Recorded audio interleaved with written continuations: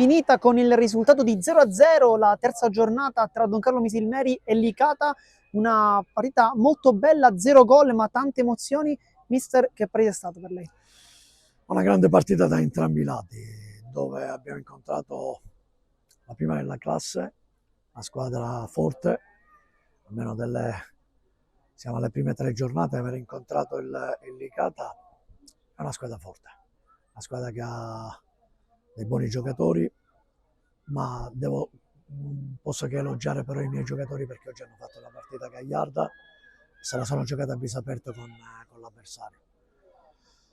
E hanno fatto una grande gara, 95 minuti, 94 minuti di grande intensità con un caldo bestiale. Ieri c'era una pioggia incredibile, oggi c'era un sole da mare, per cui non posso che essere contento dei ragazzi perché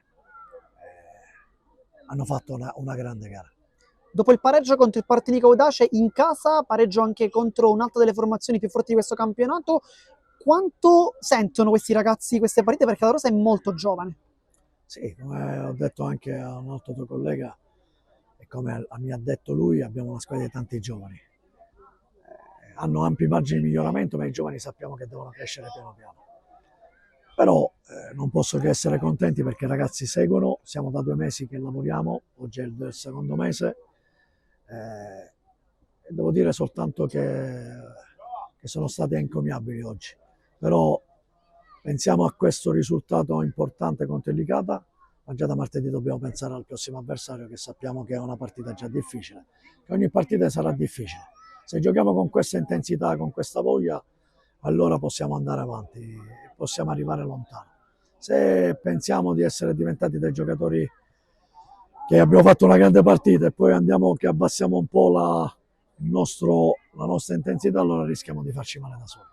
Adesso invece lasciamo un po' il campo e parliamo un po' di emozioni, perché il suo nome è legato in maniera indissolubile a Licata. Quali sono le emozioni di giocare contro questa squadra e un po' qualche ricordo da ragazzo? Allora, mi è capitato di giocarci da avversario in Serie D.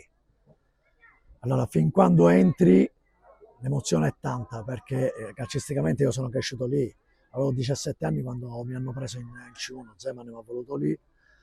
Ho vinto dei campionati con la squadra da calciatore, ho vinto un campionato e una finale playoff e una salvezza con il Licata da allenatore, per cui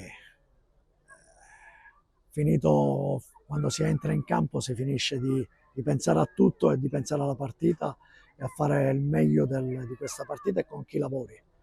Poi finito la partita ritornano di nuovo quei ricordi dove mi hai visto anche tu, tanti tifosi che conosco da ragazzino, adesso ho 58 anni per cui ci conosciamo da più di 40 anni, vederli ancora tra gli ultra è qualcosa di bello, per cui è bello ritrovarli, per cui tante emozioni, tanti bei ricordi, però bisogna adesso capire che facciamo parte di un altro contesto e dobbiamo dare il massimo per il contesto che io lavoro, che si chiama Don Carlo Misilmeri.